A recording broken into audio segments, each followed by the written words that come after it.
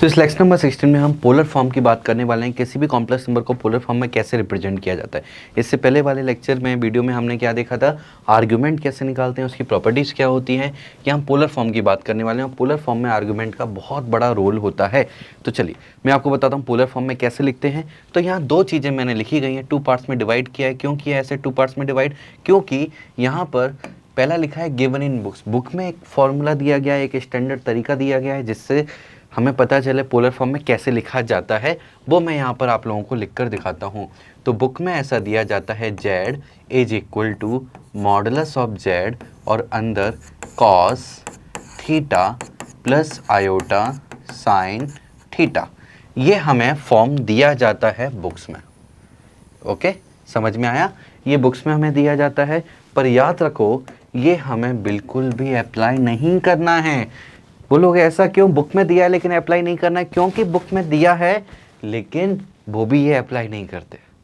और यहाँ हम कंफ्यूज हो जाते हैं कि आखिर ये फॉर्मूला दिया है, अप्लाई में थोड़ा सा चीज़ें चेंज की हैं जो उन्होंने क्लियर नहीं दिया है, और फिर आंसर अलग कैसे आ रहा है। और ये हम बहुत कंफ्यूज हो जाते हैं। सिंपल सा क्वेश्चन है लेकिन हमें बहुत डिफ़िकल्ट लगने लगता है।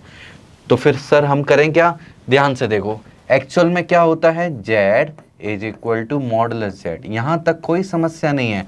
अब प्रॉब्लम कहाँ है, अंदर कॉस, कॉस के अंदर जो थीटा है वो एक्चुअल में थीटा नहीं है, वो क्या है, argument of z plus iota sine argument of z। ये एक छोटी सी जो चेंज है, छोटा सा बदलाव है जो वो क्वेश्चन सॉल्व करने में अप्लाई करते हैं। डायरेक्ट वैल्यू आर्गुमेंट के पुट करते हैं लेकिन लिखते किसको हैं, थीटा को। और ये कितना बड़ा कंफ्यूजन हो जाता है कि हम समझ ही नहीं पाते आखिर ये हो क्या रहा है। क्लियर? तो ये समझ में आ गया, ये बुक में दिया है, हमें पढ़ना है लेकिन अप्लाई नहीं करना है। और ये हमें बुक में नहीं दिया है पर ये रियलिटी में हमें अप्लाई करना है। तो चलो मैं आपको क्वेश्चंस में दिखाता हूँ। जैसे ही मैंने एक सिंपल क्वेश्चन लिया है, तो यहाँ पर एक कॉम्प्लेक्स नंबर है, मैं इसको दोबारा से लिख लेता हूँ। z is equal to -1/2 -√3/2 iota. ये हमारा कॉम्प्लेक्स नंबर है। ठीक है, अब मुझे यहाँ पर क्या करना है, दो चीज़ों की रिक्वायरमेंट है। दो चीज़ें कौन कौन सी हैं जिसकी रिक्वायरमेंट है? पहली चीज़ मॉडुलस चाहिए एंड दूसरी चीज़ क्या चाहिए, आर्ग्यूमेंट कैलकुलेट करना है। मॉडुलस एंड आर्ग्यूमेंट, ये दोनों चीज़ें मुझे कैलकुलेट करनी है। तो चलो पहले मैं मॉडुलस को कैलकुलेट करना चाहता हूँ। तो मॉडुलस ऑफ z मेरे पास कितना आ जाएगा, -1/2 का स्क्वायर 1/4 प्लस ये कितना आ जाएगा 3/4, पूरे पर क्या आ जाएगा स्क्वायर रूट, तो 4/4 स्क्वायर रूट। तो हम बोलेंगे मॉडुलस कितना आ गया मेरे पास, 1। मॉडुलस कितना आ चुका है, सिंपल 1 आ चुका है। अब आर्गुमेंट z कैलकुलेट करना है। तो आर्गुमेंट z कैलकुलेट करने के लिए सबसे पहले कैलकुलेट करना पड़ेगा ये नंबर किस क्वाड्रेंट में है। आर्गुमेंट वाला वीडियो आप लोगों ने देखा है, नहीं देखा है तो जाके पहले उसको देखो। आर्गुमेंट के लिए हम सबसे पहले क्या बोलते हैं, किस क्वाड्रेंट में है। तो हम देखेंगे रियल पार्ट और इमेजिनरी पार्ट दोनों ही कैसे हैं, निगेटिव है। इसका मतलब ये डेफिनेटली किस क्वाड्रेंट में है, थर्ड क्वाड्रेंट में है। थर्ड क्वाड्रेंट में एकदम सेकंड चीज़ क्या करना होता है, सेकंड से tan थीटा निकालना होता है।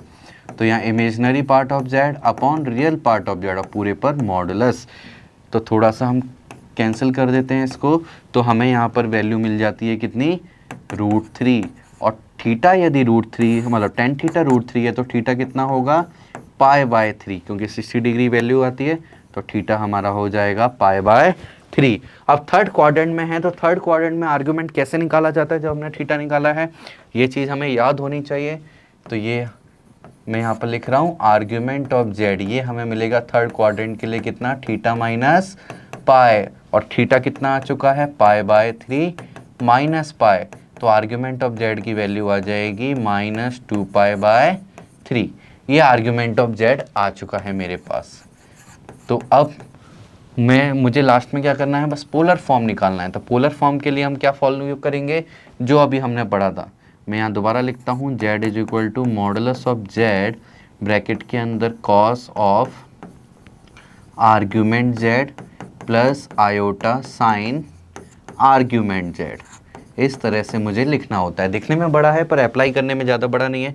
2-3 क्वेश्चन करोगे उसी में ये याद हो जाता है। तो z is equal to modulus of z कितना है, 1 है, अंदर कॉस ऑफ ये कितना आ जाएगा value -2π/3 plus iota sign -2π/3।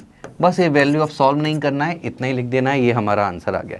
But कभी कभी एग्जाम में क्या करते हैं, ऑप्शन में थोड़ा सा कंफ्यूज करने के लिए एक स्टेप और आगे लिख देते हैं। क्या लिखेंगे, एक तो 1 को गायब कर देंगे, और एक और चीज़ cos - थीटा क्या होता है, cos थीटा, तो हम इसको लिख देंगे cos 2π/3, क्योंकि -2π/3 लिखो या 2π/3 कोई फर्क नहीं पड़ता। और साइन क्या करता है, इस माइनस को बाहर निकाल देता है, तो -i sin 2π/3।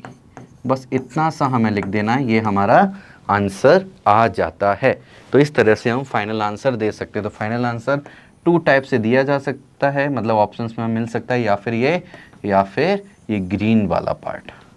क्लियर? तो समझ में आया होगा आपको पोलर फॉर्म कैसे लिखते हैं। तो सबसे पहले मैं रिवाइज करा दूं, क्या सबसे पहले मॉडुलस निकालना है, फर्स्ट स्टेप मॉडुलस आ गया। देन आर्गुमेंट निकालना है, आर्गुमेंट के लिए आर्गुमेंट वाला वीडियो आपने देखा होगा, नहीं देखा है तो देख लेना। फर्स्ट स्टेप क्या है, क्वाड्रेंट पहचानो, देन थीटा निकालो, एंड देन क्वाड्रेंट के अकॉर्डिंग थीटा और आर्गुमेंट में जो रिलेशन है उससे हम आर्गुमेंट की वैल्यू निकाल देते हैं। लास्ट में बस वैल्यू पुट कर दो, दैट्स इट, काम खत्म हो गया।